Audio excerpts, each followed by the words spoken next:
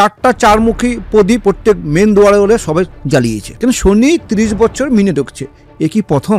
আগে কখনো হয়নি। 7.5 হচ্ছে 7.5 বছর, 2.5 বছর এখানে থাকবে, 2.5 বছর মাথায়, আর 1.5 বছর শনি নামবে। এত টেনশন কিসে? শনি মন্দিরে গিয়ে কখনো তিলের তেলের প্রদীপ জ্বালাবেন না। আমরা এই জগতে আসছি ভগবানকে পুজো করার জন্য, লোককে সেবা করার জন্য আসছি, যে যার যে জগতে আছে, যে যার ফিল্ডে আছে। তো আমরা বলবো সকল আমরাকে ভগবানকে পুজো করবো, একটা পিচার সাধনাকে কেন পূজা করবো? কিসের প্রয়োজন?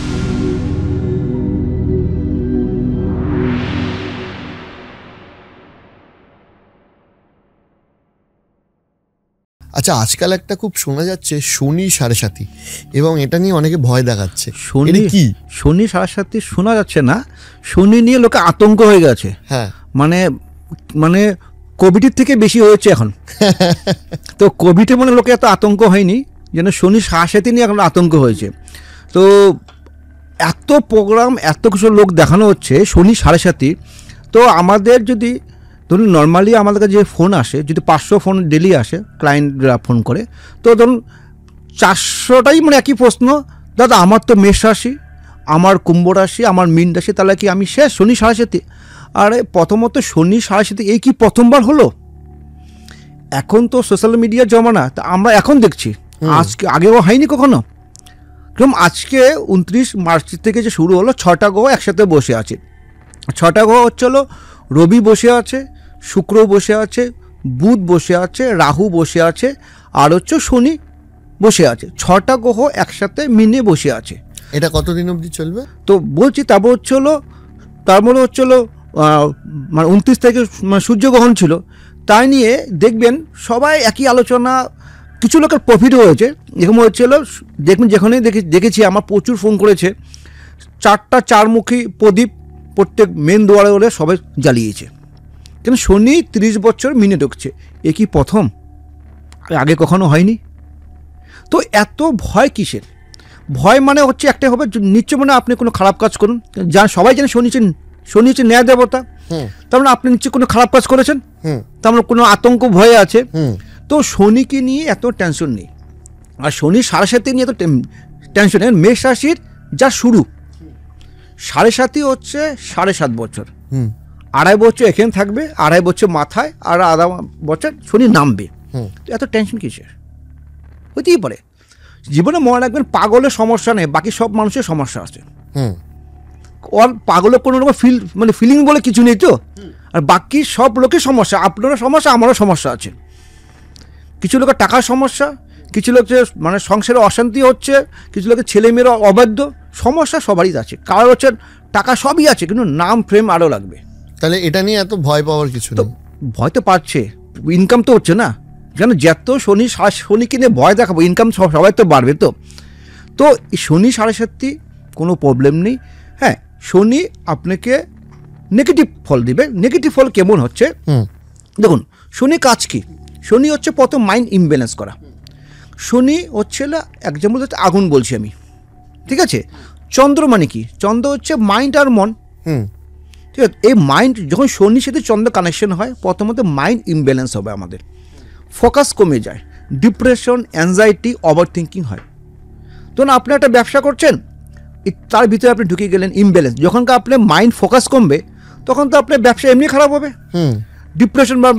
ডিপ্রেশন, অ্যাংজাইটি, ওভার থিঙ্কিং হবে। তো এটা নর্মালি কথা। তাহলে আপনি ব্যবসা মন দিন, তো ব্যবসা ভালো চলবে। যদি কেউ পড়াশোনা করছে না, তাহলে তো রেজাল্ট এমনি খারাপ হবে। তো তাতে প্রতিকার তো আছে শনি 7.5 নিয়ে, এত কি মাথা খারাপ? ঠিক আছে, এর জিনিসটা কি, শনি আপনার লাইফ থেকে যেতে হবে। তো শনিবারে ম্যাক্সিমাম দেখি আমরা শনি মন্দিরে গিয়ে আমরা কী করি, পুজো দিই প্রত্যেক শনিবারে গিয়ে, অথবা আমরা ধূপকাঠি দেখাচ্ছি, অথবা তেলে প্রদীপ জ্বালাচ্ছি, ঠিক আছে? তো প্রদীপ শনি মন্দিরে গিয়ে কখনো তেলের প্রদীপ জ্বালাবেন না, বা কোনো রকম মোম জ্বালাবেন। শনি আপনার লাইফ থেকে যেতে হবে, যা চলছে শনি 7.5।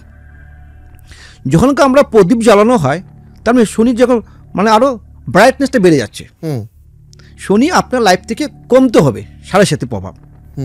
তো তাহলে যে ব্রাইটনেস যদি বেড়ে যায়, তার আরও প্রভাব বেশি হবে।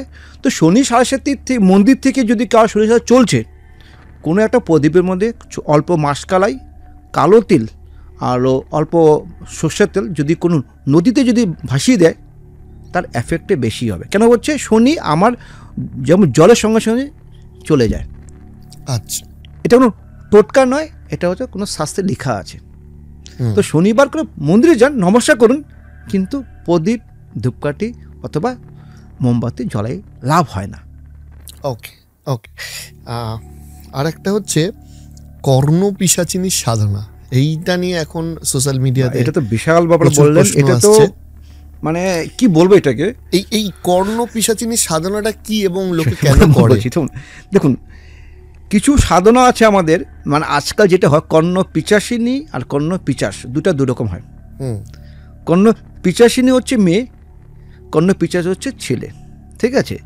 এর সঙ্গে হয় ডাকুনি, শাকুনি অথবা ভূত, পরী, এগুলো সব একই ক্যারেক্টার।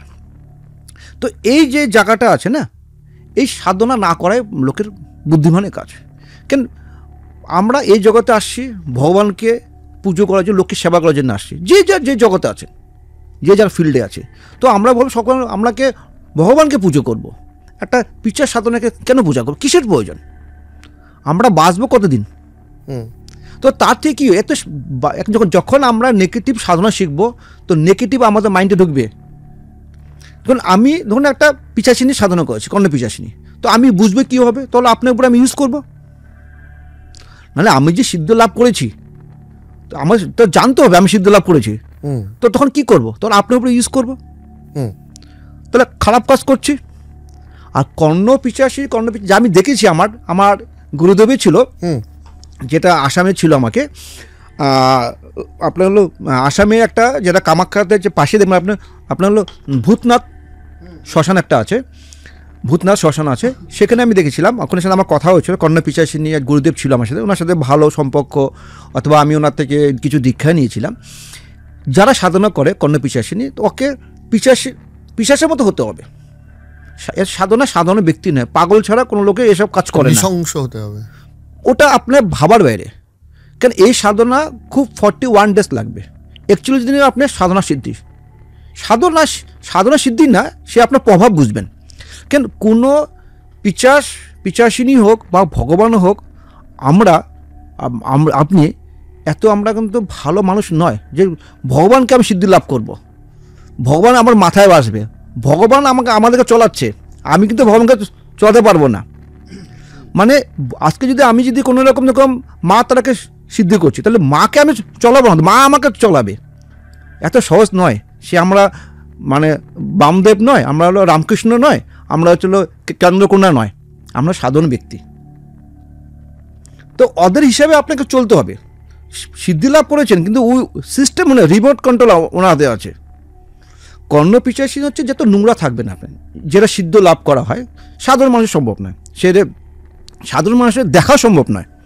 কিন্তু কর্ণপিশাচিনী হচ্ছে আপনার জঙ্গলে অথবা যখন পিশাচিনী করা হয়, আপনি 41 ডেজ প্রথমত সেখানে আপনাকে হলো যখন সাধনা বসবেন, মল মূত্র সে একই জায়গায় করতে হবে। 41 দিন কোনো রকম চান করা যাবে না, কোনো রকম ফ্রেশ হতে পারবেন না, দাঁত থেকে কিচ্ছু করতে পারবেন না। তাহলে পিশাচ যখন আপনি মনে যখন পিশাচ হবে, তখন হচ্ছে আপনার পিশাচিনী আপনার কাছে আসবে। আর কর্ণপিশাচিনী সবচেয়ে খারাপ। পিশাচ ঠিক আছে, অল্প শান্ত, দুরকম হয়। আর পিশাচিনী হচ্ছে আরও ডেঞ্জার। ও প্রথম যেটা হচ্ছে, উনি যদি সিদ্ধি লাভ করেন, ওনার সাথে আপনি শারীরিক সম্পর্ক করতে হবে। কর্ণপিশাচিনী মেন হচ্ছে এটি, ওনার হচ্ছে খাওয়া হচ্ছে এটাই, যখন সিদ্ধি লাভ করবেন ওনাকে ভোগ এটাই দিতে হবে। ও যখন চাবে তখন ওনার সাথে শারীরিক সম্পর্ক করতে হবে। আর কর্ণপিশাচিনী কী হয়, আপনার কানে কানে সব কথা বলবে, পাস্ট বলবে, প্রেজেন্ট বলবে, ফিউচার বলতে পারবে না। কেন পিশাচিনী এই ফিউচার কখনো বলতে পারে না। আর আমি যা দেখেছি, ওকে মৃত্যু ওইভাবেই হবে। কেন সাধারণত সম্ভব নয়। কারণ আপনাকে পায়খানা করেছেন, সে পায়খানায় বসে সে আপনাকে গায়ে মেখে থাকতে হবে, পাগল তো করবে, আমরা করবো কি? তো আমি দেখেছি আমার যে গুরুদেব ছিল, উনি রোজ পায়খানা করে যে বাবলা গাছের ডাল দিয়ে চন্দন লাগাতো। সম্ভব এটা? তা কী বলবেন, পাগল বলবেন তো? তো এতে তো আমাদের জগতে না, ওরা হচ্ছে মৃত্যু সেভাবেই হয় তাদের, কেন ওদের অকাল মৃত্যু হবে। আমি আমার লাইফে যা দেখেছি কর্ণপিশাচিনী বা যারা ভূত অথবা পরিসাধন, ওরা মৃত্যু হইবে, কেন আপনি ওদেরকে কন্ট্রোল করতে পারবেন না, কারণ ওরা লিমিটেড টাইম, আপনাকে এই সময় আপনাকে এই কাজ করতে হবে, ওকে তো মুক্তি দিতে তো হবে। মুক্তি দিবে কেন, মানুষ তো একই, আপনি থেকে ওনার কাছে যাবে, তাকে ওকে অকাল মৃত্যু করাবেই। তো এইসব সাধনা না করাটাই ভালো। কেন 20 বছর লাইনে আছি তো অনেক লোক দেখেছি, অনেক গুরুদেব দেখেছি, তো ওদের মৃত্যু আমি দেখেছি। আমার যে গুরুদেব ছিল কর্ণপিশাচিনী, ওনার মৃত্যু এরকম হঠাৎ করে একজন মানে ভূতনাথ শ্মশানে আগুন জ্বলছে, চিতা জ্বলছে, ওখানে ঝাঁপিয়ে মারা গেল। তো মৃত্যু এরকম, আর সাধু সম্ভব নয়। কেন এখন কর্ণপিশাচিনী আমি দেখেছি, তখন আপনার মানে মানুষ মারা যাচ্ছে, যেগুলো আপনার ইসে কোনো রকম ইসে নেই, ওখানে মাথার ঘিলুটা নিয়ে আসলো, কিন্তু ঘিলুর সাথে মানে বাটিতে নিল, মদ নিল, মদের সাথে ঘিলু মিলে খেয়ে নিচ্ছে, পাগলের মতো হয়ে যায়। তো পাগলই তো বলবো এগুলাকে, সাধারণ ব্যক্তিকে কি করবে? তো মানুষ রূপে জন্মগ্রহণ করেছে, তাহলে পিশাচির সাধনা কেন করবেন? যদি আপনার শক্তি থাকে তো ভগবানকে সাধনা করুন না। তাই